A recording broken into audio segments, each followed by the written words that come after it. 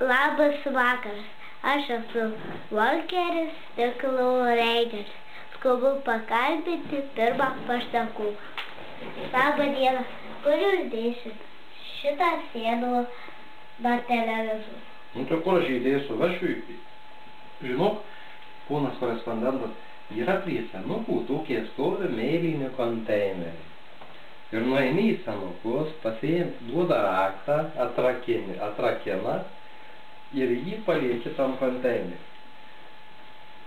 Ir paskui atvažiuoja ir juos įsiveža ir juos utilizuoja. Ir nereikia kažkur tai nešti prie namų į konteinerį, kad jie paskui išdrastų, viską išmėtų. Ir viskas vyksta saugiai. Ir tik įsivežam šitą teliką į senukus. Vis saugiai.